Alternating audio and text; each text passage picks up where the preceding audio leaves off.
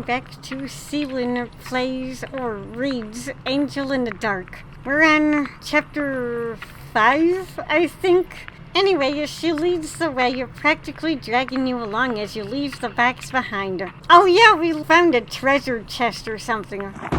You stumble and your right foot bangs against the box with a dull thunk. Lucia, slow down. We're not going to find the exit any faster if you rip my arm out. Sorry, Her breath has grown ragged and a sob cuts the air. I'm sorry. She stops suddenly and grabs you tightly, pulling you in close, with her head resting on your shoulder. She starts to bawl her eyes out once again. Lucia, I hate this place. Why did this have to happen to me? To us, you're not in this alone. I just can't believe this is happening. I'm trying to stay strong, but it's okay.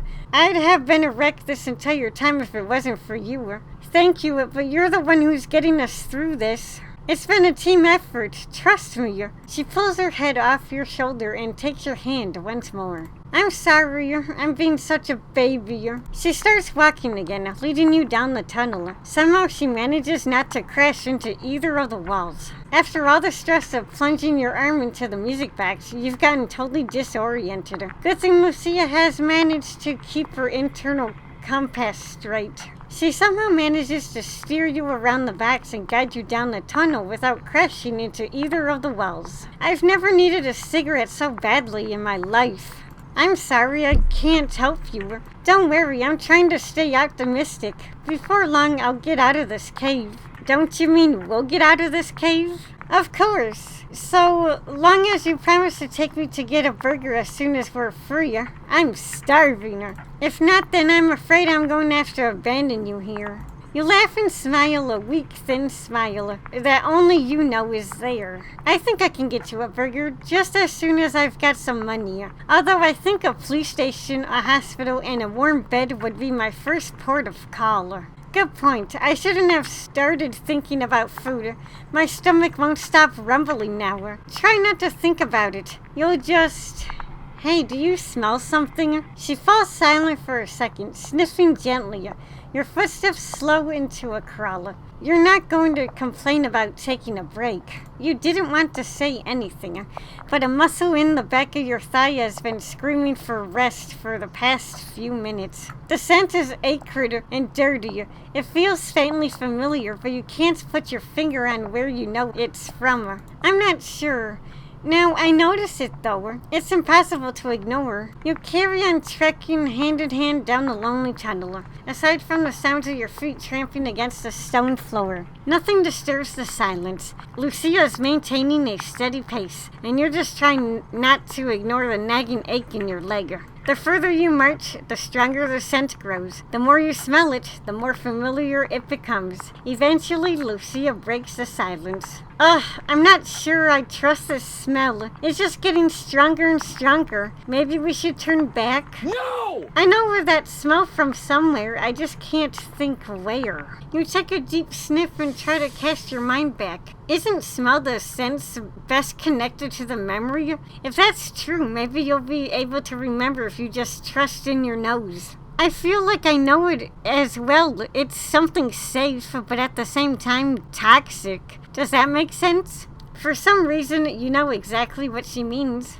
I'll figure it out as soon as I get a bit closer to it. All this stopping and starting is driving me insane. Can we just keep moving, please? Wait, what did she just say? Driving me insane? Oh my god, I know what it is. You're grinning like an idiot in spite of yourself. Lucia, it's petrol. This tunnel must lead outside. Maybe there's a road or something that runs right past here. Lucia gasps and you hear her gently slap herself on the forehead. You're right! Come on, let's get moving. Once we're outside, I'm sure we'll be able to hitch a ride off of someone and get them to take us to a hospital. I think we should go to a police station first. Okay, whatever you want to do. You take a step forward, but Lucia doesn't move. You okay? This is awkward. What's the matter? I have to pee. You almost laugh out loud. You thought it was something serious. Okay, do you think you can hold it, or do you need to go right now? Right now? Okay, what do you want me to do? Would you just go away for a bit? Not too far, just a short way down the tunnel. Just far enough so you can't hear me. Okay, I can do that. Your fingers slip away from hers, and for the first time since waking up in this place, you're alone again. You turn your head down the tunnel, your strength renewed a little by your confidence that the smell of petrol is guiding you to an exit. Just shout when you're done and I'll come back to you. Thanks, keep going. Your footsteps sound really lonely as you journey deeper into the tunnel. The acrid scent of hot motors burns in your nostrils. It's getting stronger and stronger the further you go. Your foot finds another thin film of liquid on the ground. For a moment you wonder if you and Lucia have somehow walked in a giant circle, and you're right back where you started. But the smell of petrol is new, and a quick feel of the walls around you confirms that you're still in the narrow tunnel. So you're definitely not back in the caverns room that you started in. You take another step forward, and your other foot splashes into the puddle as well. Lucia? Another step forward. Lucia? Her voice is faint, but just about audible as she shouts back at you down the tunnel. Stop shouting. Can't you wait a minute? I can't go with you standing right there. Now that you're standing in the puddle, you're uneasy. The smell is incredibly strong now, and there's something unsettling about it. It doesn't quite smell like petrol anymore. There's something off about it. You just can't figure out what. In spite of the feeling in the pit of your stomach, you keep going. Walking another 10 or so meters down the tunnel, you need to give Lucia her privacy. At the very least, the smell isn't getting any stronger. You're pretty sure the liquid beneath your feet is the source of the smell.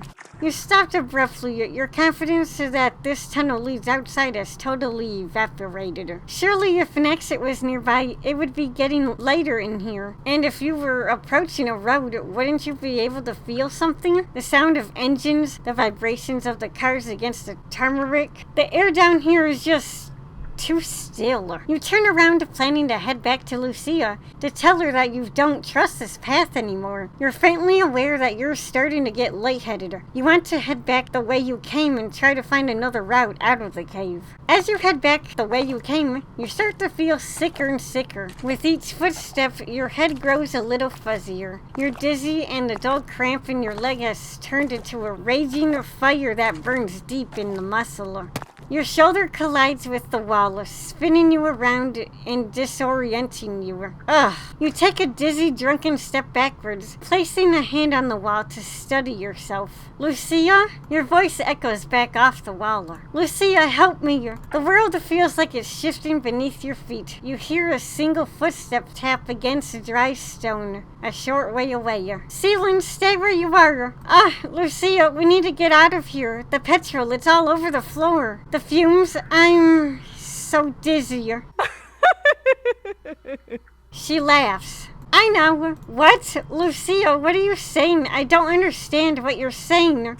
A tiny fire erupts into a life. In spite of its small size, it floods the tunnel with light. I can't believe you thought the smell of petrol was coming from a road leading outside. I've never heard something so stupid in all my life. Confused and dizzy, your eyes focus on the flame. Where did it come from? Sorry, Ceiling. Lucia, the broken Zippo lighter. The flare of light came from Lucia's supposedly broken Zippo lighter. Lucia, what's going on here? A wave of dizziness takes you. Your knees gives out beneath you, and you drop to the floor with a splash. A burning pain spreads across your chest. You choke, fighting to stay conscious. You lose the battle. For a moment, everything goes black. Chapter 6? Oh my. Well, anyways, guys, I'm gonna leave this part here. I don't know how many chapters there are, but Lucia is a demon. But anyways, guys, thank you all so much for watching, and I guess I will see you all next time in another Angel in the Dark video, or whatever I make next. Goodbye for now.